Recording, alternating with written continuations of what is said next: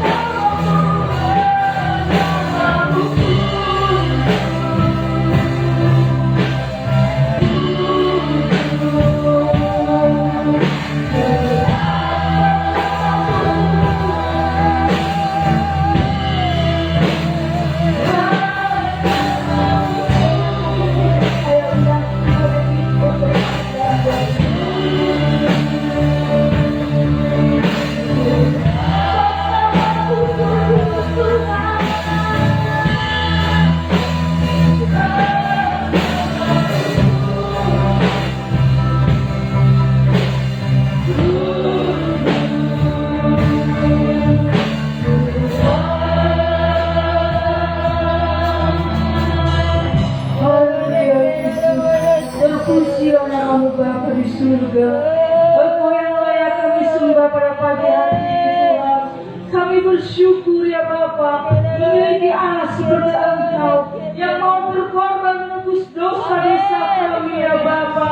Betapa kami bangga memiliki anak seperti itu Tuhan Yesus. Engkau telah menyelamatkan setiap kehidupan anak-anak Tuhan Yesus. Kami bersukacita Tuhan dalam kematian Engkau di kayu salib, membuat kami berbahagia, membuat kami memiliki damai sejahtera ya Bapa. Hingga pada saat pada hari ini Tuhan, kami mengucap syukur lewat ibadah kami pada pagi hari ini Tuhan. Urapi setiap pelayan-pelayan dengan urapan kuasa Roh Kudus ya Bapa, boleh membawa kemenangan bagi hidup kami bersama dengan Engkau. Terima kasih Bapa. Di dalam nama Tuhan Yesus kami serahkan ibadah pada pagi hari ini. Haleluya. Amin. Haleluya, puji Tuhan. Saudara tetap berdiri, dan sekali lagi saya mau mengingatkan bahwa kita berada di sini, kita mau mengingat 2000 tahun lalu ada juru selamat yang mau mengorbankan dirinya untuk menebus setiap kita. Sebab itu oleh kuasa darah anak domba kita bisa diselamatkan. Amin saudara. Oleh darah anak domba, oleh kesaksian, kita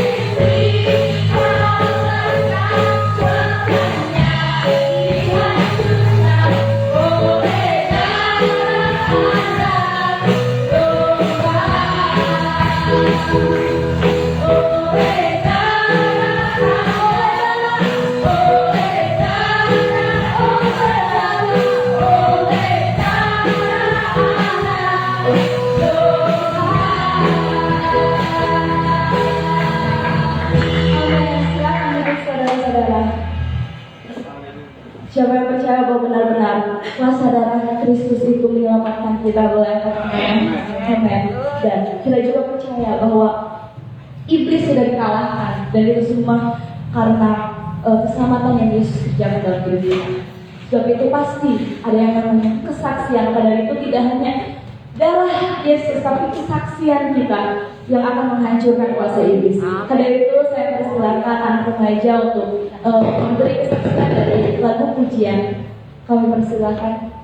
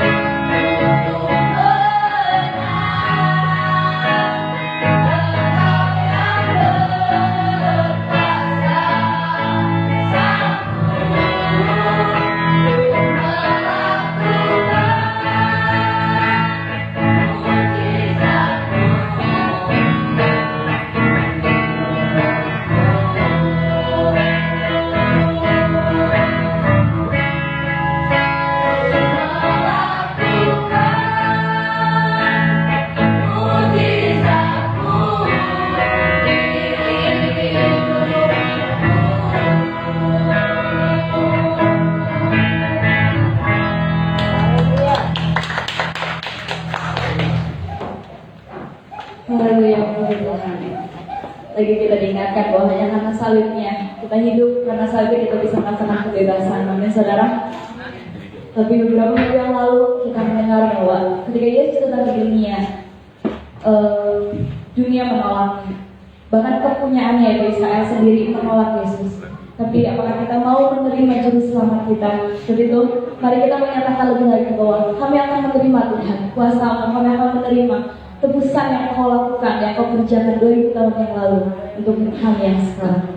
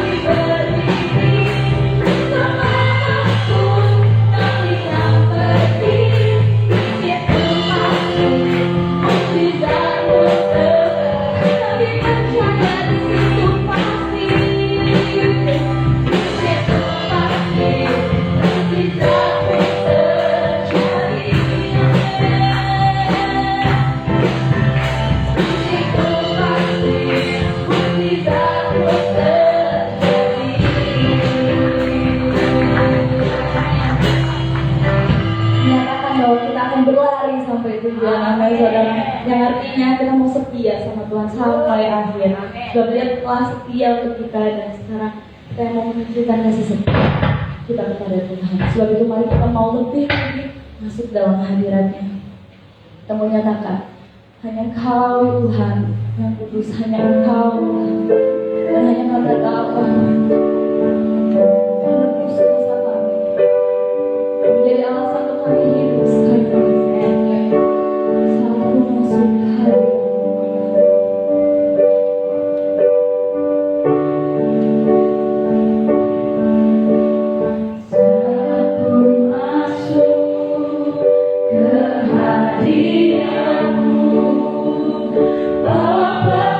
Persembahan ke tempat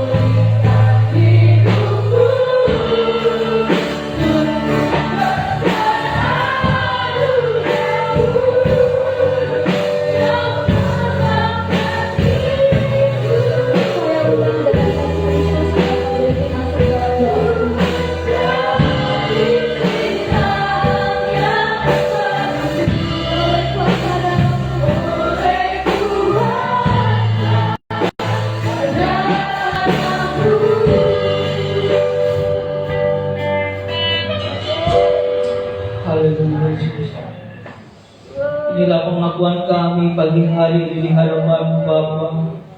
Karena kami percaya lewat kuasa darah-Mu Tuhan, Engkau mendamaikan setiap pribadi kami pagi hari ini Tuhan. Untuk sebentar kami boleh layak menerima kebenaran firman-Mu Tuhan, yang menuntun setiap langkah hidup kami Tuhan, untuk kami semakin lebih lagi di dalam Engkau Tuhan. Itu sebabnya Bapa, pagi hari kami mau siapkan hati kami Tuhan. Kami mau menjadi wadah-wadah yang baik di hadapan-Mu Tuhan, sehingga saat kebenaran firman-Mu Kau nyatakan sebentar Tuhan lewat hamba-Mu Tuhan, biarlah firman-Mu boleh bertumbuh di dalam hidup kami Tuhan. Firman-Mu boleh mengerjakan suatu perubahan di dalam hidup kami Tuhan, sehingga kami terus masuk di dalam kemuliaan lebih lagi Tuhan. Terima kasih Bapa, terima kasih Kau pakai hamba-Mu Tuhan yang telah Kau persiapkan untuk sebentar menyampaikan kebenaran firman-Mu Tuhan. Biar urapan kuasa-Mu ada atas kehidupan hamba-Mu Tuhan, dan rahasia firman-Mu Kau nyatakan lebih lagi di dalam kehidupan hamba-Mu Tuhan, sehingga lewat kebenaran firman yang sebentar disampaikan Tuhan, biarlah itu boleh menjadi jawaban dalam setiap pergumulan hidup kami sebagai sidang jemaat di tempat ini Bapa. Terima kasih Bapa, terima kasih. Kami sadar Tuhan, kami tahu saat kami mendengar kebenaran firman-Mu Tuhan, ada kuasa kegelapan yang tidak senang untuk kami mendengar kebenaran firman-Mu Tuhan. Itu sebabnya kami mau satukan hati kami pagi hari Tuhan. Kami mau hancurkan kami di dalam nama Tuhan Yesus Kristus. Dan biarlah firman-Mu benar-benar boleh berkata di dalam hidup kami Bapa. Terima kasih Bapa, terima kasih. Kami siap untuk menerima kebenaran firman-Mu, seperti Maria yang selalu mau duduk dekat kaki-Mu Tuhan. Di dalam nama Tuhan Yesus Kristus, kekasih jiwa kami siap. Haleluya, amin.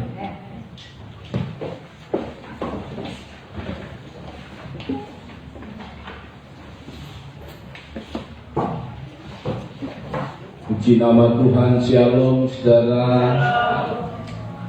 Oleh karena anugerah Tuhan kita bisa ada di sini, mendapat lagi kesempatan dalam menerima kebenaran firman-Nya. Dan ini merupakan satu hal yang besar bagi semua umat Kristen harusnya, karena hari ini kita melihat sungguh-sungguh dari kasih Kristus nyata lewat kuasa korbannya yang kita peringatkan. Tetapi saya tidak hanya memperingatkan, saya pikir, tetapi kita mau merasakan. Jadi bukan memperingatkan tetapi merasakan kuasa Kristus. Setelah kita baca dalam 1 Korintus 2 ayat 6 sampai 9. Tolong juga ayat-ayat firman bisa disiapkan. 1 Korintus 2 ayat 6 sampai 9. Kita akan membaca ayat-ayat ini saudara ya. 1 Korintus 2 ayat 6 sampai 9. Saya baca ayat 6, saudara ayat 7 dan sampai 9 bersama dengan rekan-rekan yang ada di rumah-rumah yang ikut live streaming. Saudara ya, mari kita akan baca bersama-sama 1 Korintus pasal 2. Ayat ini tidak asing, apalagi di ayat 9. 1 Korintus 2 ayat 6 sampai 9. Saya baca ayat 6, saudara ayat 7 dan seterusnya. Sungguh pun demikian, kami memberitakan hikmat di kalangan mereka yang telah matang, yaitu hikmat yang bukan dari dunia ini dan yang bukan dari penguasa-penguasa dunia ini, yaitu penguasa-penguasa yang akan ditiadakan. Saudara, tetapi yang kami beritakan adalah hikmat Allah yang tersembunyi dan rahasia yang sebelumnya dijadikan telah disediakan Allah bagi kemuliaan kita. tidak ada dari penguasa dunia ini yang mengenalnya, sebab kalau sekiranya mereka mengenalnya, mereka tidak menyalibkan Tuhan yang mulia. Tetapi seperti ada ditulis, apa yang tidak pernah dilihat oleh mata, dan yang tidak pernah diangkat oleh telinga, dan yang tidak pernah timbul di dalam hati manusia, semua yang disediakan Allah untuk mereka yang mengasihi Dia. Ya, amin, saudara. Saudara, ini adalah penyampaian dari Rasul Paulus bahwa dia menyampaikan hikmat. Ini bicara hikmat ini. Ini bicara orang-orang pintar begitu ya. mereka yang akan menerima hikmat atau memahami soal hikmat adalah orang-orang yang matang. Tetapi ini bukan hikmat dunia. Ini bukan juga hikmat penguasa-penguasa. Dunia ini punya hikmat, saudara. Kita mengenal nama Bill Gates, itu orang yang pintar sekali.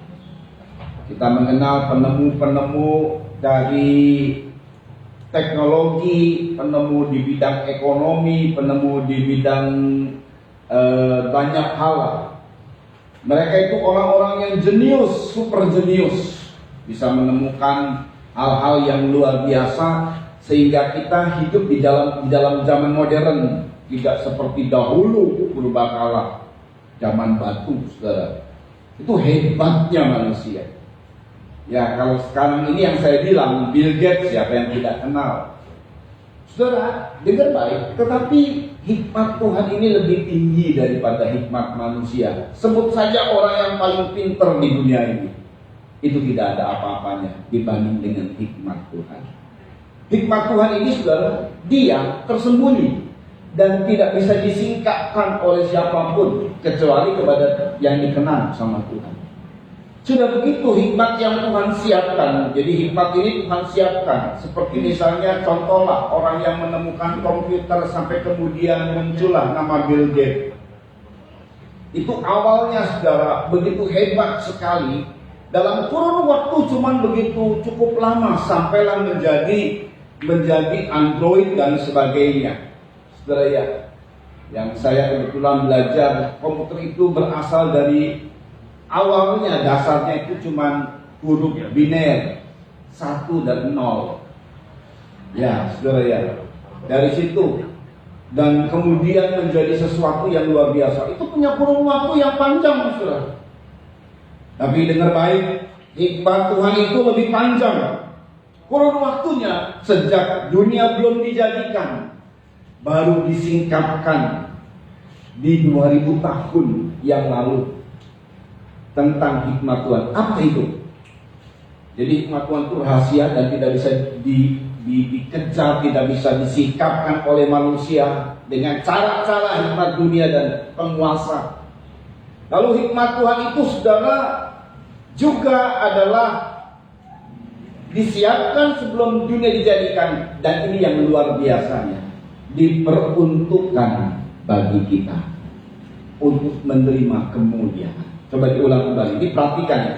Ini sasaran dari Tuhan. Ini adalah rencana Tuhan. Ini adalah misi dari Tuhan. Diulang ayat 6, dengar baik saudara ya, 6 dan 7, mari. Hikmat yang benar. Yang Sungguh pun demikian, kami memberitakan hikmat di kalangan mereka yang telah matang. Ya, jadi kita harus mengalami pengalaman telah matang dulu. Jadi bisa mengerti hikmat ini. Terus kan? Yaitu hikmat yang bukan dari dunia. Dan kita nggak boleh sama dengan hikmat dunia. Terus? Dan yang bukan dari penguasa-penguasa dunia. Bukan dari penguasa dunia. Terus? Yaitu penguasa-penguasa yang akan ditiadakan. Ayat 7 perhatikan. Tetapi yang kami beritakan ialah hikmat Allah yang tersembunyi dan rahasia. Yang tersembunyi, hikmat yang rahasia. Terus, yang sebelum dunia dijadikan telah disediakan Allah bagi kemuliaan kita. Nah, telah disediakan Allah bagi kemuliaan kita. Wow, wow, wow. Saudara, mari kita lihat. Jadi tujuan Tuhan menyiapkan hikmat ini. Tujuan Tuhan menyiapkan begitu lama sekali, berabad-abad lamanya. Tujuan Tuhan merahasiakan, menyembunyikan hikmat ini adalah untuk kemuliaan kita. Hebat sekali Tuhan itu. Apa itu, saudara? Apa itu? Penguasa dunia tidak paham. Penguasa dunia tidak mengerti. Apa? Yesus disalib. Jadi kalau misalnya ada khotbah yang menyebutkan bahwa seolah-olah Yesus ditunda untuk disalib atau kalau bisa jangan disalib, itu bukan begitu sebenarnya. Justru penguasa dunia dimulai dari iblis dan dunia. Waktu Yesus sudah mulai ditangkap, saudara, mereka bersemangat untuk menyalibkan Yesus. Nggak ada yang nahan-nahan. Karena itu dianggap sama mereka adalah kemenangan. Ya iya, pemimpinnya mati ya selesai kan? Selesai kan semua. Di mana-mana juga begitu. Kalau ada sebuah peperangan, tangkap pemimpinnya, bunuh pemimpinnya, selesai. Kelompok itu bubar pasti. Gitu kan? Nah inilah yang terjadi atas dunia. Jadi penguasa dunia itu tidak tahu. Coba, ya ini dia hikmatnya, ayat 8. Ini dia hikmatnya, saudara ya, buat kita semua ini. Yaitu anak-anak Tuhan yang akan mengalami kemuliaan. Jadi keadaan Yesus disalib itu untuk memuliakan kita, saudara ya. Yuk dibaca, perhatikan ayat 8. Tidak ada dari penguasa dunia ini yang mengenalnya. Sebentar sedikit naik karena nanti mesti kita dengar di YouTube ya. Tidak ada dari penguasa dunia ini yang mengenalnya. Ya. Sebab kalau sekiranya mereka Kalau mengenalnya, sekiranya mereka mengenal hikmat Tuhan, terus mereka tidak menyalibkan Tuhan yang iya, mereka tidak menyalibkan Tuhan yang mulia. Penguasa dunia itu yang menguasai seluruh dunia sebelum Yesus mati di kayu salib adalah iblis. Iblis dalam mencoba Yesus, dia berkata begini, dia perlihatkan semua kerajaan dunia. Dan dia berkata, aku berikan ini kepadamu kalau kau menyembah aku, kata iblis kepada Yesus. Penguasa dunia. Betul ya? Betul saudara ya? Tapi Yesus mendapat dunia tidak menyembah iblis. Makanya Yesus bilang, iblis yang harus disembah itu Tuhan Allah saja. Luar biasa. Nah saudara, penguasa dunia itu iblis. Jadi iblis ini adalah raja penipu. Iya kan? Dia itu penuh dengan tipu muslihat. Dia itu raja pembohong. Dia itu raja pendusta. Raja penipu. Pada saat iblis pikir, waktu dia mendorong Yesus, waktu dia masuk di Yudas Iskariot, dan Yudas Iskariot kerasukan iblis, waktu dia dapat kesempatan peluang yang besar, dan akhirnya Yesus kok diam saja. Biasanya Yesus melawan, menyembuhkan dan lain sebagainya. Iblis sudah siaga perang ini ya. Mungkin Tuhan nanti panggil malaikat perang besar ini. Nah gitu. Tapi kok Yesus diam saja? Di kesempatan. Wah, pada saat sudah mulai hasutan begitu hebat, iblis masuk dan menghasut orang-orang. Ya saudara ya, Yesus diam saja, terus dihasut sampai Pilatus yang mencoba membebaskan Yesus dengan cara disiksa sajalah. Nanti kalau disiksa nanti dilihat sama orang, ya sudah cukup, udah disiksa, selesai sudah. Enggak, iblis masuk dan menghasut semua. Salibkan dia, salibkan dia. Pilatus ini bilang, alasan apa saya menyalibkan orang ini? Tidak ada alasan. Begitu seperti mau ditolong sama Pilatus, semua orang dihasut sama iblis lewat imam-imam kepala dan ahli-ahli Taurat. Salibkan dia, salibkan dia. Sampai Pilatus, aku mencuci tanganku. Anda tak bersalah, aku tidak bersalah terhadap darah orang ini. Aku berusaha membebaskan orang ini. Karena nggak ada alasan yang tepat. Saudara, penyaliban itu adalah hukum aturan Romawi. Ini hukum kafir. Kalaupun terjadi penghujatan terhadap Allah, kalau menurut mereka Yesus menghujat Allah, itu tidak disalib. Pakailah hukum Taurat. Betul kan? Itu dirajam sampai mati. Sedangkan penyaliban itu tidak disetujui oleh orang Yahudi. Bayangkan jahatnya orang Yahudi ya saat itu. Mereka itu najis kalau dengan kafir, kalau dengan Romawi. Tapi untuk membunuh Yesus demi hasutan iblis ini, mereka mau terima apa yang namanya hukuman dari Romawi. Gaya Romawi, gaya kafir diterima. Itu jahat. Itu hasutan dari iblis. Begitu Yesus disalib dan tidak ada yang berjuang membelanya, iblis senang. Dia bersorak-sorak. Mati, selesai kan? Adam dulu mati juga selesai. Satu lagi orang mati, selesai. Gak selesai, saudara. Justru kematian Yesus yang masuk rahim bumi sendiri, dia melawan kekuatan kerajaan iblis di neraka. Dia ambil kunci kerajaan maut. Makanya sekarang yang memegang kerajaan maut itu adalah Yesus Kristus. Bagi anak-anaknya tidak perlu takut maut. Karena makanya anak-anaknya kalau mau meninggal tuh selalu lihat, aku lihat Yesus jemput saya, wajahnya senyum kalau meninggal. Kenapa? Karena kunci kerajaan maut itu sudah dipegang oleh Yesus. Wow, dahsyat. Iblis tertipu di situ. Pikirnya iblis habis Yesus. Dia tertipu. Bayangin ya, penipu tertipu. Rasanya gimana, saudara? Malu. Iblis itu paling malu kalau kita ngomong tentang Kristus telah mati di salib dan kuasa korban Kristus, darah yang menghancurkan iblis. Itu malu iblis, aduh malu banget. Kalau misalnya kita bilang Tuhan itu hebat loh, dia bisa menyembuhkan penyakit, iblis bisa nantang orang-orang ini, aku juga bisa. Teknologiku, dukun-dukunku bisa. Tuhan itu hebat loh, bisa memberkati saya. Iblis nantang, kalah kamu. Mana yang lebih hebat? Tuhanmu berkatnya lama, prosesnya lama. Kalau aku, orang datang kepadaku minta kesucian, tring, langsung tuh. Ya. Tapi begitu Tuhanku mati di kayu salib buat aku, iblis tuh malu. Iya, aku nggak pernah mati untuk buat umatku. Apa iblis mencintai umatnya? Enggak. Karena tujuan iblis dari dahulu, dia adalah pembunuh manusia. Jadi untuk membunuh manusia dia dengan tipu muslihat. Manusia hanya terseret dengan dirinya dan jep mati, masuk neraka sama-sama gue, kata iblis. Ketipu deh, kata iblis ya. Tapi maaf, hari ini kita akan buktikan raja penipu iblis tertipu. Itu hikmat.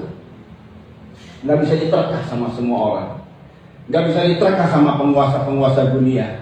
Nggak bisa diterka sama orang yang pinter di seluruh dunia. Katakan, sebutkan orang yang pinter, nggak ngerti maksud apa yang Tuhan kerjakan ini.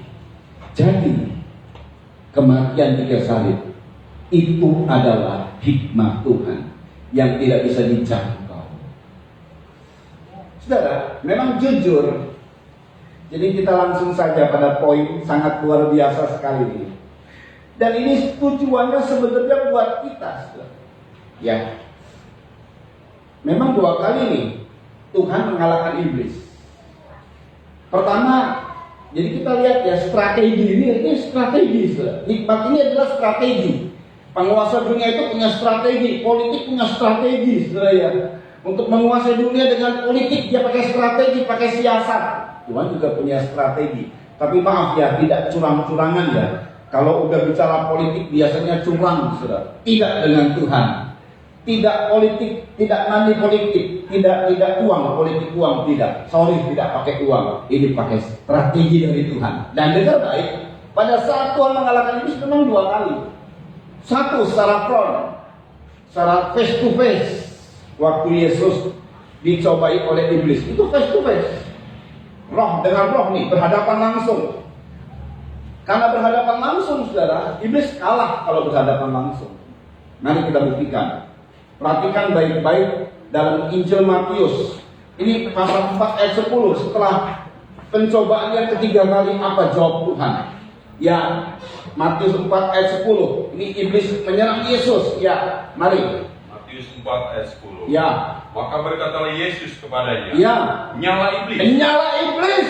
Sebab ada tertulis, engkau harus menyembah Tuhan Allahmu. Engkau harus menyembah Tuhan Allahmu. Dan hanya kepada Dia sajalah engkau berbakti. Hanya kepada Dia sajalah engkau berbakti. Sorry, ini dimatiin kan? Yang merah. Kau matiin ya? Hah? Nggak masuk semua. Oke. Jangan dimatiin ya. Ulang lagi coba ya. Matius 4 ayat 10. Matius 4 ayat 10. Maka berkatalah Yesus kepadanya, Berkatalah Yesus kepadanya, "Enyahlah iblis, enyahlah iblis. sebab ada tertulis, engkau harus menyembah Tuhan Allahmu, Iya. dan hanya kepada Dia sajalah engkau berbakti."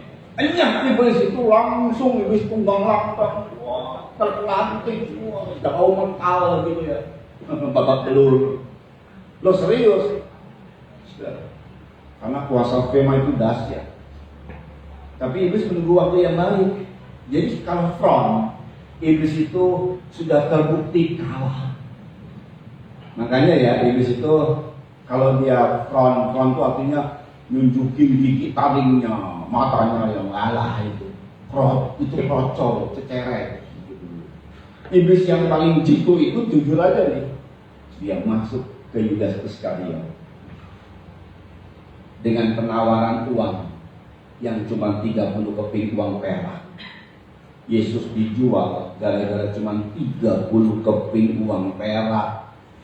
Nah kalau Yesus dijual dengan 1 triliun, ya Yudas ini orang pintar juga nih ya, jual 1 triliun. 30 keping uang perak itu harga budak, saudara.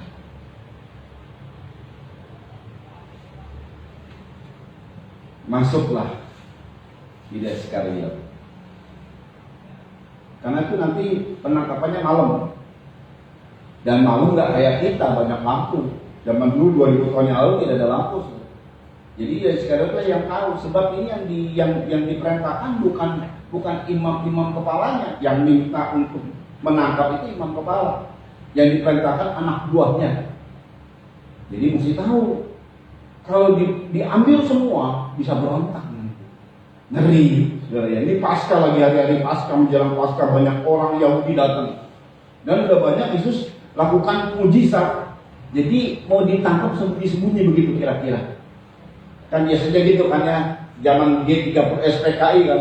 Bayangkan kalau pemberontakan penangkapan itu terang-terangan, bisa geger Indonesia, bisa perang lagi, perang saudara. Makanya para jenderal ditangkap dengan sembunyi. Cuma jenderalnya saja yang ditangkap, yang dianggap oleh kelompok si A. Nah, kita nggak tahu ya pendeknya kayak begitulah. Sama seperti itu juga. Ini strategi dari dunia, penguasa dunia, termasuk yang adalah iblis jelasnya. Dipakailah tameng-tameng manusia. Ini penyerangan kedua. Penyerangan pertama, front, sorry ya iblis mah kecil sekali. Tapi begitu penyerangan kedua, karena tamengnya manusia. Yesus sudah bilang gini, hai iblis, enyah kamu. Itu yang nempel, iblis nempel sama manusia. Jadi kalau digebuk iblisnya, manusia juga kegebuk gitu loh, kira-kira. Karena pakai tameng. Jadi sama seperti kalau misalnya ada penyandera yang tamengnya manusia. Kalau ditembak penyanderanya, manusianya juga ketembak, yang disandera juga ketembak. Dua-dua mati gitu ya. Nggak bisa.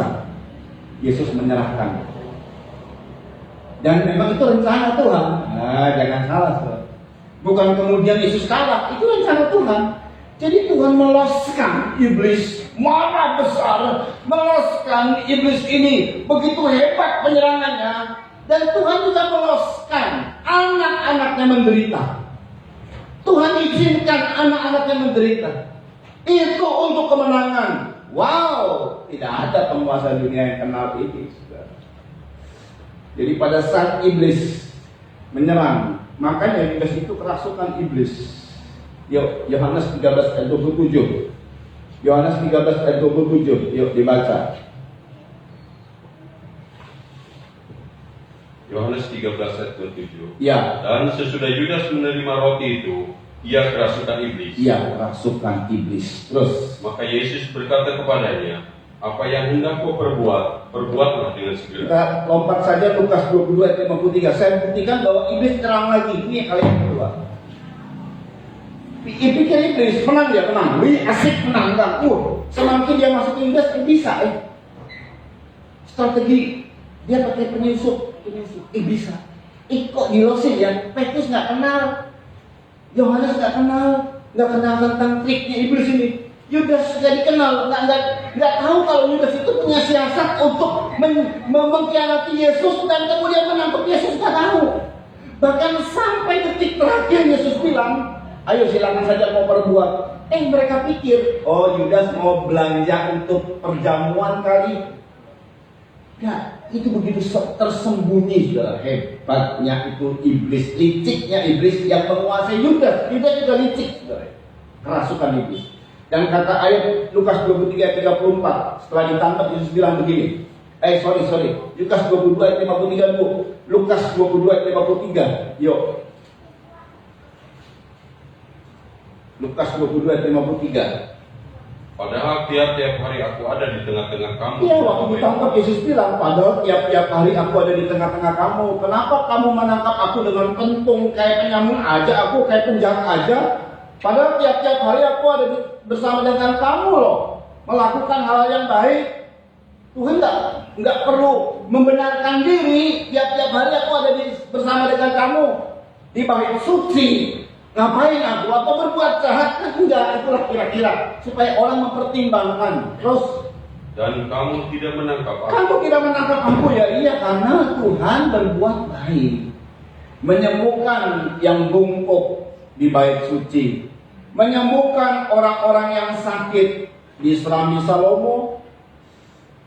Terus, tetapi inilah saat kamu. memang inilah saat. Terus, Dan inilah kuasa kegelapan. inilah kuasa kegelapan itu. Inilah iblis itu. Kuasa kegelapan telah menguasai seluruh isi Yerusalem, hampir seluruh isi Yerusalem. Dimulai dari rekan dekatnya Yudas Iskariot, bendahara. Jadi orang bertanya waktu Yesus memilih 12 murid, kan yang terakhir Yudas. Orang bilang Yudas disiapkan oleh Tuhan, memang dia itu jahat. Loh, enggak. Yudas itu awalnya tidak jahat. Tuhan tuh nggak main trik curang-curang, saudara. Sebenarnya yang akan menyerahkan Yesus itu bisa siapapun. Petrus menyangkal Yesus sama juga. Murid-murid kabur sama sebenarnya. Misalnya nih kalau kita, karena Tuhan itu ya kalau milih itu bukan cuma lihat luar sampai lihat dalam, betul kan? Itu mata Tuhan lihat keluar dan dalam khususnya loh. Jadi Tuhan tahu Yudas itu awalnya baik, makanya dipercaya sebagai bendahara. Tapi Yudas terjerat oleh iblis, tertipu oleh iblis. Kita nih yang awalnya kebiasaan baik bisa jahat loh, jangan salah. Kalau kita tidak jaga hati kita, bisa jahat. Kebiasaan itu baik, tapi kita bisa jadi jahat kalau tidak jaga hati kita. Yudas itu buktinya.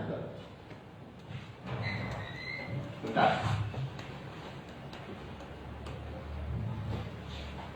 Ya, sudah perhatikan baik-baik. Jadi saat itu dengan tameng manusia, iblis mengalahkan Yesus. Yesus tidak firm. Tadi saya bilang ya, karena manusia itu jadi tamengnya, dia masuk ke dalam diri manusia. Kalau tadi front, face to face, roh dengan roh, berhadapan dengan berhadapan, kalah iblis. Begitu dia pakai tameng manusia, Tuhan nggak bisa apa-apa. Tapi memang rencana Tuhan supaya diselamatkan manusia. Yang ikut alur dari manusia yang ujungnya mati. Dan ini adalah hikmat Tuhan. Di pihak iblis, dia menang, wah, dia hebat, dia pesta. Gara-gara Yesus mati di kayu salib, dia pesta dan menang. Nah, dengar baik lagi. Karena tameng manusia yang dipakai oleh iblis, Tuhan tidak bisa apa-apa. Tetapi juga Tuhan tidak pernah mengutuk manusia yang menghujat dia, bahkan membunuh dia. Sebaliknya, dia melakukan tindakan mengampuni. Yuk dibaca Lukas 23:34. Nah, dengan baik. Nanti kita lihat ya. Ini cara Tuhan. Tuhan tidak pernah manusia itu dicintai oleh Tuhan. Karena begitu besar kasih Allah akan dunia ini, maka Ia mengaruniakan anaknya supaya yang percaya kepadanya diselamatkan. Itu kan umum ya. dia mengaruniakan anaknya. Kan bisa pemikirannya gini, dia menuntun kita sehingga umatnya kembali kepada Tuhan, betul ya? Tapi inti dari semua, karena ia mengaruniakan anaknya dan mengorbankan anaknya. Nah, itu nggak ditulis, itu masih umum. Saudara, Tuhan mengirim anaknya, mengaruniakan anaknya, bukan untuk hanya berbuat baik dan berbuat mujizat, tapi lebih daripada itu adalah untuk dikorbankan. Strategi Tuhan ini. Oke, saudara lihat, karena Tuhan cinta manusia. Yang namanya cinta nggak mungkin dia kutuk. Makanya pada saat Yesus mati di kayu salib, Lukas 23:34, gak ada kata-kata kutuk dalam dirinya. Sebaliknya dia berkata begini. Yuk, Lukas 23 ayat 34.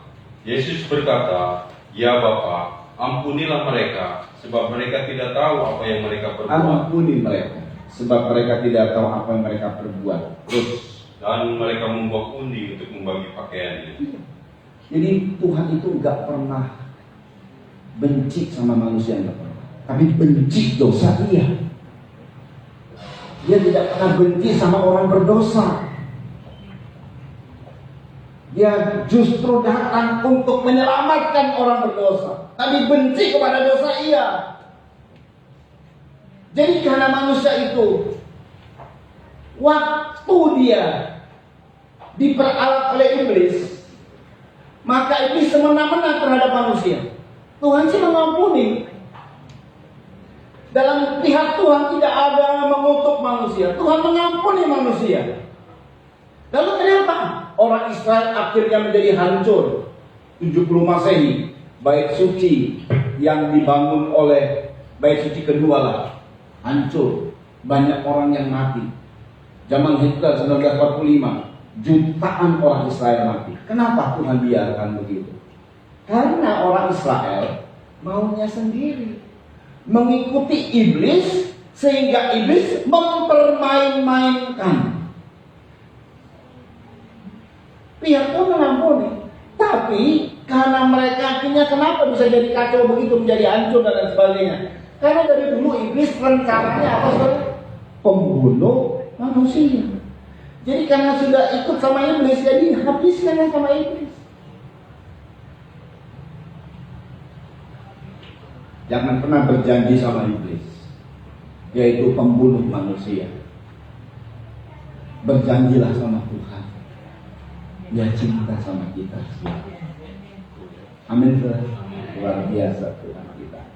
Nah, saudara lihat, jadi saudara juga tahu ya, ini pola keadaan dunia ini kok begini. Jangan salahkan Tuhan, saudara. Nggak ada Tuhan itu mengutuk manusia, membuat manusia akhirnya jadi jahat, manusia mengalami hal-hal yang jahat. Nggak ada.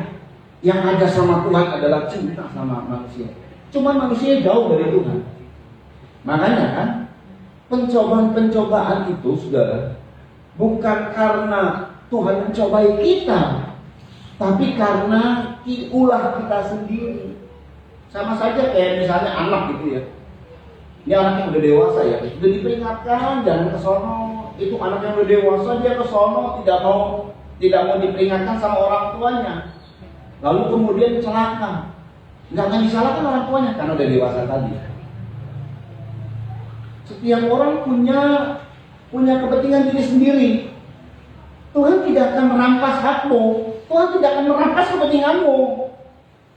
Tapi Tuhan itu sayang kepada kita karena Dia tahu persis segala sesuatu yang kadang-kadang kita egois itu merusak diri kita sendiri. Tuhan mau tuntun kita. Dengan firman-Nya Tuhan mau tuntun kita, saudara. Jadi manusia itu dicobai oleh ulahnya sendiri. Kita bacalah Yakobus pasal 1. Hal ini perlulah kita ketahui. Sebetulnya sudah cukup tahu, tapi perlulah sampai nanti poin terakhirnya yang kita dapatkan, saudara ya. Haleluya, sedikit lagi karena kita harus menyampai ke poin terakhir. Yakobus pasal 1 kita baca ayat Yakobus pasal 1 ayat 13 sampai 15. Yuk dibaca. Yakobus 1 ayat 13. Ya. Apabila seorang dicobai, lagi kena masalah, problem dan lain sebagainya, sengsara, sakit dan lain sebagainya. Terus, janganlah ia berkata terlebih dahulu, pencobaan ini datang dari Allah. pencobaan ini datang dari Allah. Yuk baca. Sebab Allah tidak dapat dicobai oleh Allah tidak dapat dicobai oleh siapapun, oleh yang jahat, yang dan ia sendiri tidak mencobai pada saat Yesus dicobai oleh yang jahat, gak berhasil. Allah tidak bisa dicobai oleh yang jahat, dan Allah sendiri tidak mencobai siapapun. Terus, Tetapi tiap-tiap orang dicobai oleh keinginannya. tetapi tiap-tiap orang dicobai oleh keinginannya sendiri, seperti orang Yahudi, seperti Yudas Iskariot, dicobai oleh keinginannya sendiri. Rakus akan uang itu Yudas Iskariot, tamak akan uang, terseretlah dia, mati bunuh diri Yudas Iskariot. Orang Yahudi dengki sama Yesus, menyalibkan Yesus, dan mereka berkata, darahnya kami tanggung. Ya, tanggung dah. 70 Masehi, bait suci kedua hancur. 1945 Hitler membunuh jutaan orang. Saksinya adalah Holocaust, bangunan Holocaust. Terus, Karena ia diseret dan dipikat olehnya. Dan apabila keinginan itu telah dibuahi, ia melahirkan dosa. Dan apabila dosa itu sudah matang, ia melahirkan Maut yang terjadi. Jadi pada saat orang diperingatkan sama Tuhan tidak mau, orang itu lari dari Tuhan, masuk ke sarang iblis. Oh, bayangin ya. Kata ayat kita ini seperti domba gitu ya. Masuk ke sarang serigala. Iblis itu melihat orang yang jauh dari Tuhan ini loh. Makanan. Makanya senanglah diperingatkan oleh Tuhan. Dia harus sayang sama kita. Sayangnya di mana? Barang siapa yang ku kasih, iya ku tegur dulu. Kalau ditegur gak mau, dihajar. Nah, supaya gak sakit, relakan dirimu bertobat. Amin, saudara. Buat itu baik sama kita. Ini hikmat tidak dikenal oleh orang pintar, oleh penguasa dunia, oleh iblis. Juga hikmat di mana Tuhan harus mati di kayu salib tidak dikenal oleh murid dekatnya, murid yang memimpin seluruh rasul-rasul, namanya Petrus. Sebelum hal saya terangkan itu ya, penguasa dunia tidak mengenal, iblis apalagi. Sudah tahu, malaikat-malaikatnya pun tidak mengenal. Jadi mereka nggak tahu cara Tuhan itu adalah membawa Yesus dikorbankan. Malaikat-malaikat di surga itu sudah, waktu Yesus ada di Taman Getsemani, itu sudah siaga. Kalau diperintah sama komandonya, bertindak mereka. Makanya Yesus pernah bilang, sarungkan pedangmu, kata Tuhan kepada Petrus. Aku bisa saja panggil 12 legiun pasukan malaikat, habis itu semua. Termasuk iblis-iblisnya habis. Tapi apa katanya? Nah, iblis itu tahu tentang ayat-ayat yang tertulis. Pada saat dia mencobai Tuhan dengan berkata begini, ada tertulis. Tapi makna yang ditulis gak ngerti iblis. Jadi jangan kayak itu tuh ya. Cuman baca doang tuh ayat. Maknanya apa? Iblis itu cuman tahunya ada tertulis. Makna dalamnya kan. Iblis tahu tentang Yesaya 53. Itu nubuatan tentang Yesus akan disalib. Tapi maknanya nggak ngerti. Makanya ini Alkitab ini dalam, sorry. Dalam ini mesti dalam kita. Dia ini seluruh rahasia itu ada di Alkitab. Rahasia hidup, rahasia apa saja ada di Alkitab. Ini luar biasa. Tentu yang positif ya, bukan rahasia-rahasia negatif, rahasia bikin bom untuk meledakkan ya, ngapain ya? Ini rasa yang positif, kehidupan yang berhasil, kehidupan yang diberkati, ada yang kita serve. Saudara perhatikan baik-baik. Jadi malaikatnya nggak tahu, iblis apalagi penguasa dunia nggak tahu, Petrus pun nggak tahu. Nah, di mana letak ketidaktahuan Petrus? Kita baca Matius 16. Pada saat itu saudara ya, Yesus bilang sama Petrus, karena Yesus tanya dulu, menurut kamu, menurut orang lain siapa anak manusia itu? Mereka bilang, oh ada yang namanya, oh itu Elia anak manusia, oh nabi-nabi yang lain lah. Nah sekarang terus Tuhan bilang sama murid-murid, kalau menurut kamu siapa aku? Murid-murid itu tahu yang disebut aku dan anak manusia adalah dia juga. Dari ke-12 murid yang inti ya, Petrus langsung respon, langsung menyebutkan. Nah ini dia perlunya respon dari kita ya. Makanya ya kalau orang-orang, kalau misalnya saudara ini di dalam ikut onsite saudara ya, saudara cepat merespon, amin. Begitu loh, respon itu penting loh. Karena gara-gara Petrus merespon yang pertama dapat berkat. Ya kayak undian gitu saudara ya. Jadi siapa yang dia telepon duluan dapat gitu kali ya. Karena memang kalau responnya cepat, pemimpin itu akan dipakai oleh Tuhan atau dipilih oleh Tuhan. Responnya cepat. Tuh respon cepat itu penting. Respon cepat dan tepat saudara ya. Jangan cepat tapi lantur. Ya saya jawabannya salah. Dalam 50 miliar 2 kali jawabannya salah. 3 kali jawabannya salah. Siapa yang naik ke pohon? Halo, saya Petrus. Benar sih paling cepat ya. Apa-apa mengatakan, tapi salah semua. Ini ngelantur. Terus jawaban cepat dan tepat. Yohanes mungkin gregetan, dia mau jawab, tapi nggak ada jawab. Petrus jawaban. Jadi memang kalau pemimpin itu meresponi situasi saudara. Tuh kalau saudara menjadi pemimpin yang semakin naik, meresponi situasi dengan keadaan kondisi apapun dia responnya cepat dan tepat. Petrus tak jadi pemimpin.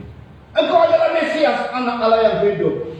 Tuhan bilang, Petrus, Simon, anak Yohanes, Simon bin Yohanes. Ya dibaca Matius 16 ayat 17. Ya cepat ya. Matius 16 ayat 17. Ya. Kata Yesus kepadanya, berbahagialah engkau Simon bin Yunus. Berbahagialah engkau Simon bin Yunus. Sebab bukan manusia yang menyatakan itu kepadamu. Engkau tidak dipengaruhi oleh apa kata manusia, oleh apa kata orang, oleh apa kata dunia, tapi melainkan Bapakku yang di sorga. Melainkan Bapakku yang mempengaruhi engkau. Luar biasa Petrus. Diberkati Petrus. Engkau akan menerima kunci kerajaan sorga dan alam maut tidak akan menguasaimu. Aku akan dirikan jemaat atau apa yang kau usahakan akan terus kokoh dan tidak dikuasai oleh alam maut, tidak dikuasai oleh kebangkrutan. Ini kalau dalam bahasa bisnisnya luar biasa. Itu berkat yang luar biasa. Bayangin ya, kalau sorga itu kunci berkat, kalau alam maut itu kunci kutuk. Alam maut tidak menguasai, kunci bangkrut. Alam maut tidak menguasai, kebangkrutan tidak menguasai. Yang ada cuma berkat. Itu Petrus. Hebat. Kenapa? Karena hatimu ada Bapa. Tapi saudara, Tuhan ajak Petrus untuk memahami tentang ayat 21 kita baca sesuatu. Ini hikmat. Mau dibawa sama Tuhan lebih berhikmat lagi nih Petrus maksudnya. Hikmatnya hikmat Tuhan. Hikmat Tuhan apa saudara? Membawa Yesus mati di kayu salib seperti anak domba yang perlu di pembantaian. Itu hikmat Tuhan. Gak dikenal sama siapapun. Nah, maksudnya Petrus ini udah oke. Kan pemimpin perlu hikmat ya. Dibawa sama Tuhan untuk kau harus punya hikmat. Yuk dibaca 21. Sejak waktu itu Yesus mulai menyatakan kepada murid-muridnya bahwa ia harus pergi ke Yerusalem dan menanggung banyak penderitaan dari pihak tua-tua. Diajarin sama Yesus soal hikmat Tuhan, bahwa aku harus mati di Yerusalem. Itu hikmat yang sudah tersembunyi berabad-abad lamanya, sudah disiapkan, dinubuatkan lewat korban pendamaian di zamannya Musa. Bahkan domba Paskah. Nah itulah kenapanya Yesus harus mati di kayu salib. Terus Imam-imam kepala dan ahli-ahli Taurat caranya begini, dia jadi domba Paskah, terus lalu dibunuh dan dibangkitkan pada hari dibunuh, kemudian dibangkitkan pada hari ketiga. Nggak dibunuh stop, enggak loh, dibangkitkan pada hari ketiga. Terus Tetapi Petrus menarik Yesus ke samping terus dan tadi responnya luar biasa. Engkau Mesias, anak Allah yang hidup. Hebat, jempol Petrus. Waktu Yesus bicara penderitaan, Petrus juga yang ngomong meresponi yang pertama. Yohanes enggak mau ngomong, kagak jadi lagi. Yakobus mau ngomong, nggak jadi lagi. Petrus ngomong, pemimpin. Yuk. dan menegur dia katanya, Petrus negor Yesus. Saudara, apa itu? Tuhan, kiranya Allah menjauhkan hal itu. Kiranya Allah menjauhkan hal itu. Makanya ada orang-orang yang sekarang bilang, masa Tuhan mati? Petrus, Mesias anak Allah yang hidup, masa mati? Nggak mungkin dong. Nah, ini hikmatnya Petrus yang oneng. Terus, Hal itu sekali-kali tak akan menimpa engkau. hal itu sekali-kali takkan menimpa engkau. Apa yang Yesus jawab?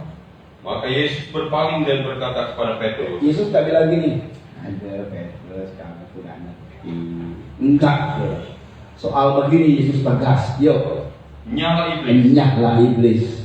engkau suatu batu sandungan Kau bagiku, suatu batu sandungan bagiku. Terus, sebab engkau bukan memikirkan apa yang dipikirkan Allah, bukan pikiran Allah yang ada padamu, bukan hikmat Allah yang ada padamu. Maunya enak saja. Nah itulah kira-kira. Terus, melainkan apa yang dipikirkan manusia. melainkan apa yang dipikirkan manusia. Tuhan mau bicara hikmat berkaitan dengan pikiran. Petrus tak ngerti. Sampai Yesus disalib dia nggak ngerti. Dia juga paling merespon. Aku tidak akan menyangka Tuhan. Tuhan tidak bilang. Yakobus juga ninggalin Tuhan sih. Andreas ninggalin Tuhan, semua murid-murid ninggalin Tuhan. Yudas Iskariot sudah mati dibunuh diri di saat Yesus ditangkap. Tapi Tuhan bilang sama Petrus, engkau akan menyangkal aku 3 kali sebelum ayam berkokok. Petrus bilang, enggak, saya akan mati bersama dengan Tuhan. Kemudian pemimpin murid-murid bilang, iya, saya juga mau mati bersama dengan Tuhan. Saya juga mau mati bersama dengan Tuhan. Benar, sebelum ayam berkokok, Petrus menyangkal Yesus. Nggak ngerti penderitaan. Tapi tak kalah Petrus penuh dengan Roh Kudus, berubah saudara. Dia ngerti. Roh Kuduslah yang membuat kita bisa mengerti tentang hikmat Tuhan. Dan setelah dia penuh Roh Kudus, Petrus dalam suratnya dia berkata begini, 1 Petrus 4 ayat 1. Luar biasa. Luar biasa sekali. 1 Petrus 4 ayat 1. Yuk. 1 Petrus 4 ayat 1. Iya. Jadi karena Kristus telah menderita penderitaan badani. Karena Kristus telah menderita penderitaan badani. Dengar. Kamu pun harus juga mempersenjatai dirimu. Kamu pun harus juga mempersenjatai dirimu. Terus. Dengan pikiran yang demikian. Dengan pikiran yang demikian. Itu senjata. Saat kita rela menderita penderitaan oleh karena Tuhan, itu senjata, itu kekuatan, itu hikmat. Masukkan dalam pikiran kita. Terus, Karena barang siapa telah menderita penderitaan badani, ia telah berhenti berbuat dosa. ia telah berhenti berbuat dosa. Amin. 1 Korintus siapa yang ungkapkan, Saudara? Petrus atau Paulus? Paulus. Paulus ini orang teologi ya. Orang teologi aja yang sehebat Paulus, dia mungkin kalau titelnya sekarang S3, misalnya ada titel S4, Paulus sudah sampai S4, S5 dan SS selanjutnya. Hebat nih Paulus, betul serius hebatnya orang. Ya Paulus, ya Nikodemus, orang-orang hebat, tapi nggak ngerti soal hikmat Tuhan. Di mana hikmat Tuhan itu adalah membawa Yesus dalam penderitaan.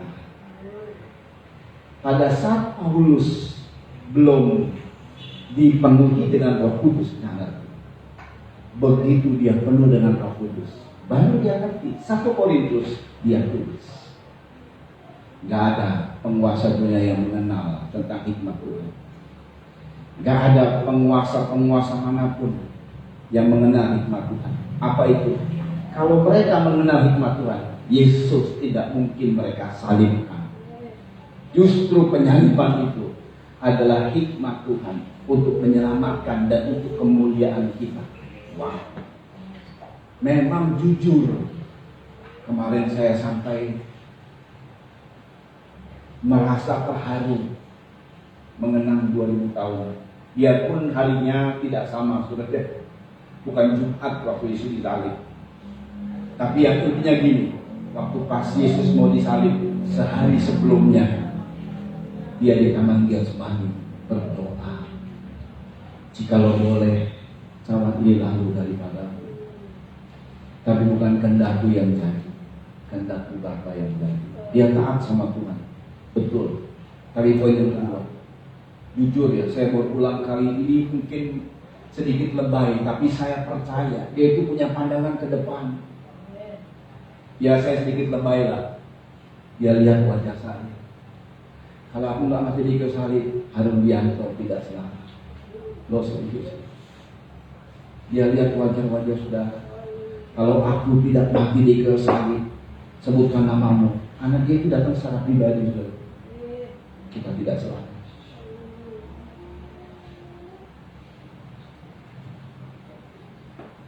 Saya berasal dari kafir. Saya selalu mengungkapkan itu. Aku bukan orang Israel pertama.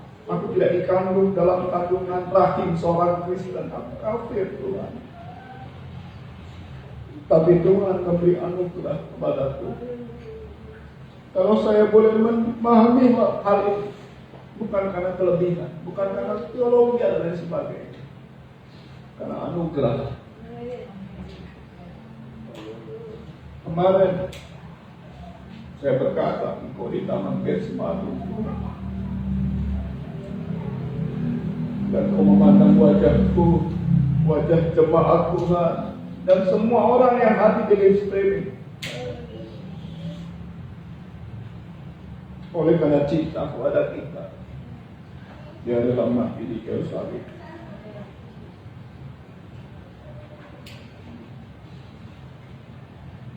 Tuhan baik, baik. Dia tak cuma ngomong cinta, dia lakukan tindakan mencintai kita. Saudara,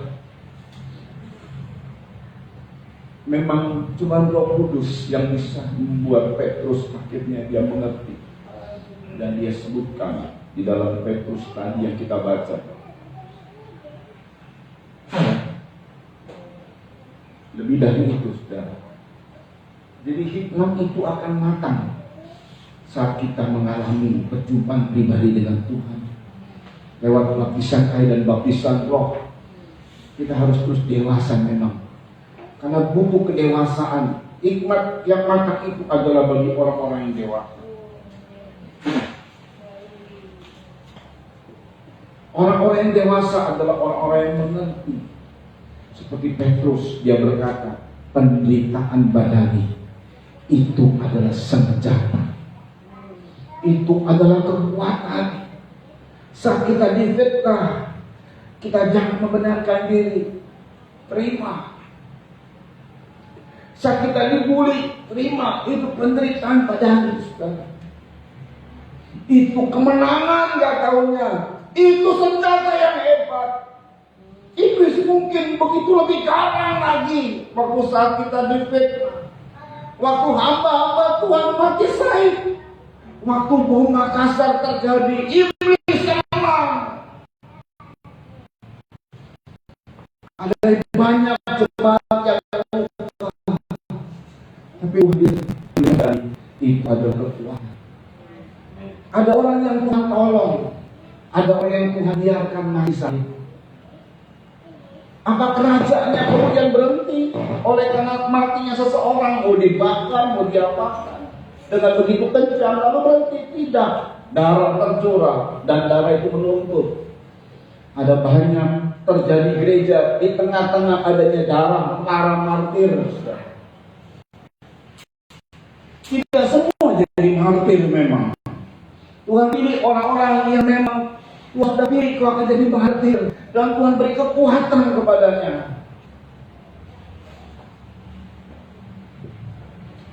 Tetapi kalaupun kita tidak martir, kita harus punya prinsip ikut jejak Tuhan, menderita seperti Tuhan, maka akan dimuliakan seperti Tuhan. Sederhana sekali yang saya bilang, saat kau dibully, difitnah, diomongin orang, jangan balas. Saat kau dicaci maki, jangan balas. Terima. Ini kekuatan, dan kita akan mengalami kemuliaan dari Tuhan.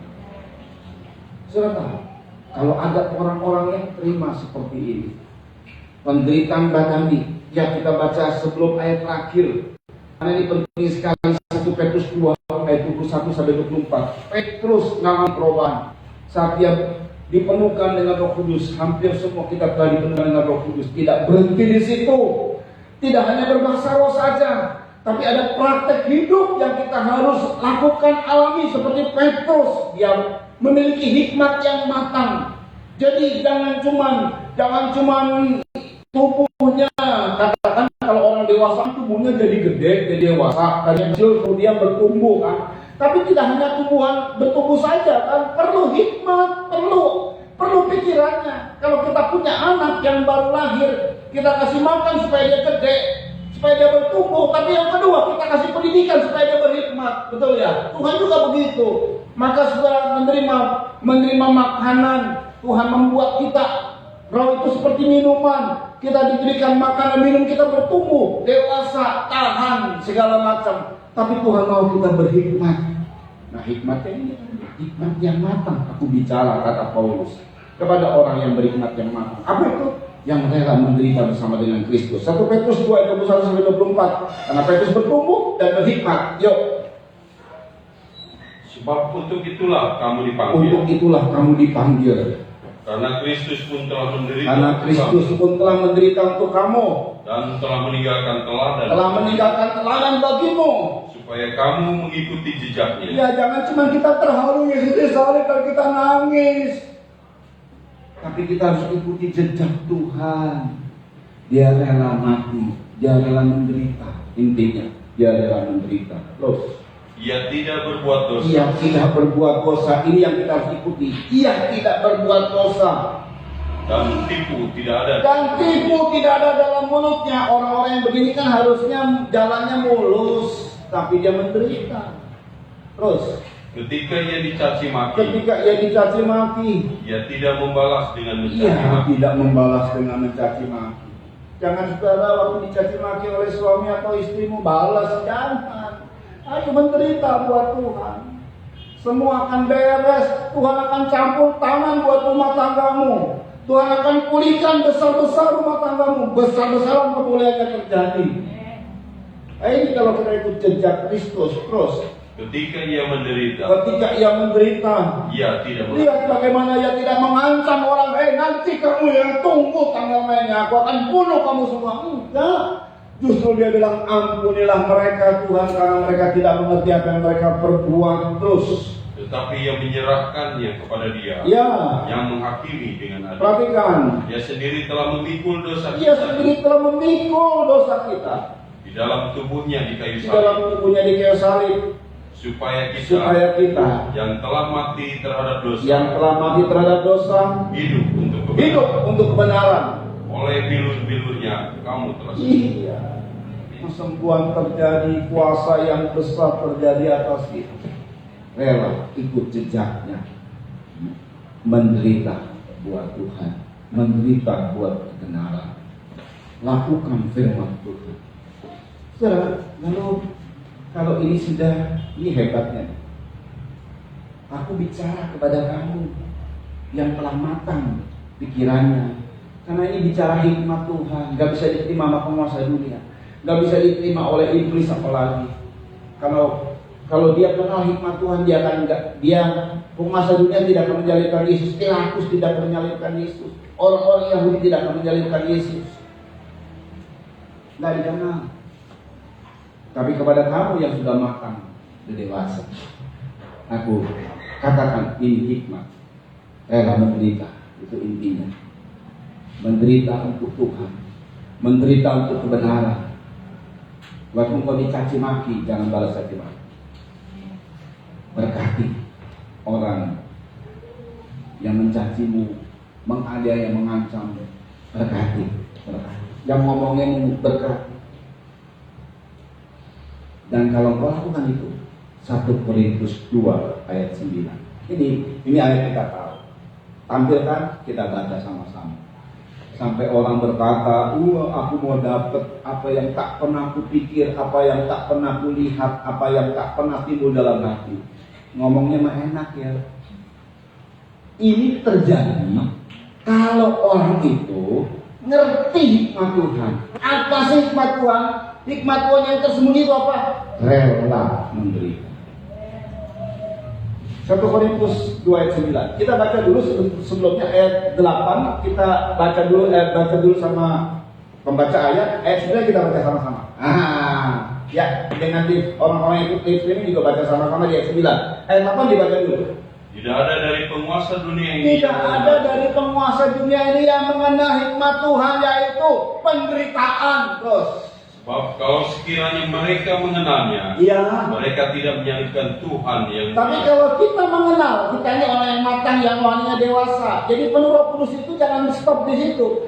Mari hidupmu harus menderita, rela menderita. Itu adalah jejak Tuhan. Kalau kita mengenal, kita mengalami jejak dan kita ikuti jejak Tuhan, penderitaan namanya. Maka ayat 9 kita baca sama-sama. 2, 3. Tetapi seperti ada tertulis, apa yang tidak pernah dilihat oleh mata dan tidak pernah didengar oleh telinga dan tidak pernah timbul dalam hati manusia, semua yang disediakan Allah untuk mereka yang mengasihi Dia. Amin. Ini sesuatu hal yang tadi tersembunyi, Tuhan sikapkan. Itu adalah hasil. Apa itu? Berkat. Sampai kita, kalau ini ya, keadaan ini kalau kita bisa rasakan, jadi kita akan gini. Wow. Amin, saudara. Amin. Dahsyat sekali Tuhan kita. Tuhan itu suka loh membuat kita, wow Tuhan. Loh serius, wow Tuhan. Sambil terharu. Iya. Tuhan cinta kita. Yuk kita datang bersama dengan rekan-rekan yang ikut live streaming. Nyanyikan sebuah lagu yang tadi, oleh kuasa darahmu. Ya, mari tolong nyanyikan. Siapkan perjamuan suci yang ikut live streaming juga, siapkan perjamuan suci. Dahsyat firman Tuhan hari ini. Tuhan sayang bersama kita. Sangat sayang sekali. Haleluya. Bapak yang baik, kami bawa perjamuan suci ini sehingga kami bisa bersekutu dengan tubuh dan darah Kristus. Kami percaya Tuhan, dan apa yang dipegang oleh anak-anakmu juga yang ikut live streaming di rumah-rumah, mereka juga apa yang mereka pegang adalah tubuh dan darah Kristus. Kami percaya Tuhan. Terima kasih sehingga kuasa-Mu bekerja. Apa yang terjadi atasmu itu terjadi atas kami, yaitu kami taat kalaupun menderita. Kami seperti Engkau Tuhan. Kami ikuti jejakmu lewat persekutuan dengan tubuh dan darah Kristus. Karena hasilnya memang sudah jelas bahwa apa yang kami tidak lihat, kami tidak timbul dalam hati, Engkau sediakan bagi kami. Kami terima tubuh dan darah-Mu dalam nama Tuhan Yesus Kristus. Mari bangkitkan tubuh dan darah.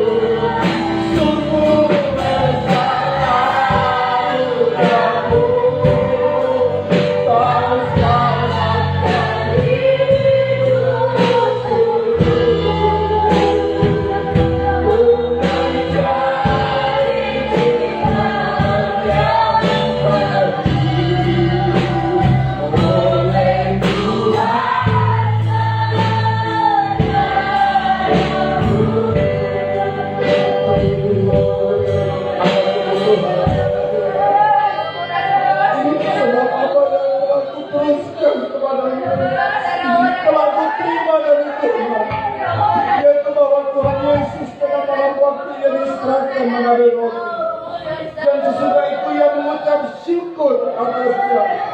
Yesus memecah-mecahkannya dan berkata, inilah tubuhku yang diserahkan bagi kamu. Perbuatlah ini menjadi peringatan aku. Bukankah roti yang kita pecah-pecahkan adalah persekutuan dengan tubuh Kristus? Amin. Makalah dengan berkah yang tubuh Kristus dalam nama Tuhan Yesus Kristus ke Indonesia.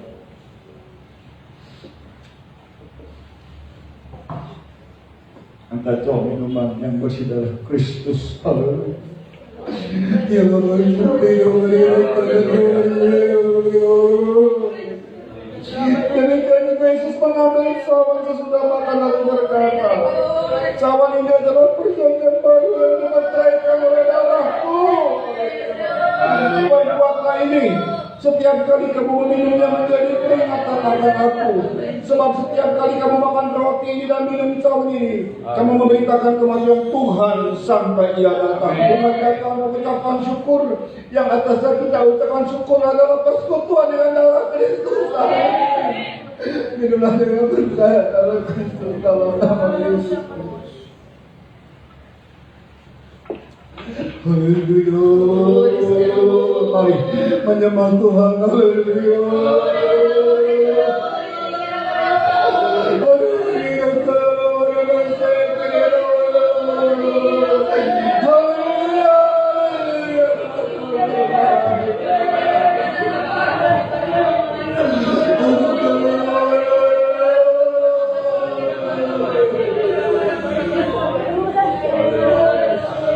Terima kasih. Ini hikmat yang Kau berikan kepada kami. Ini ungkapan isi hatimu Tuhan. Haleluya. Dunia tidak mengenal hikmatmu, yaitu kematianmu waktu disalib. Amin. Menyalib buatmu itu dunia tidak tahu bahwa itu adalah hikmatmu.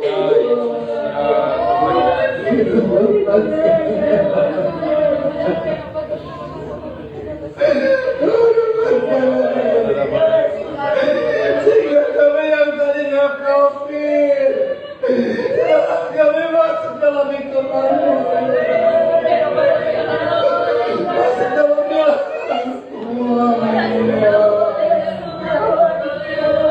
Haleluya.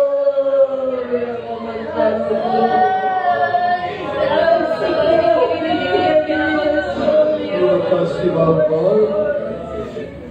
Kau terus mendewasakan kami supaya hikmat kami matang Tuhan.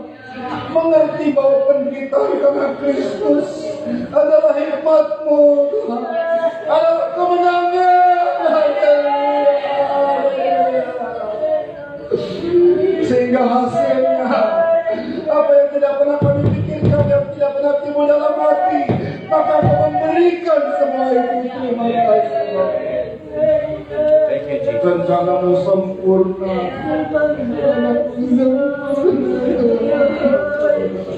Abi kini kurungan şekilleri dalgodan. Mirodi kini kurunaya. Taşobe kini naya katroy naykılara şerer. İyi oyşina katroy. İyi kurunay katroy.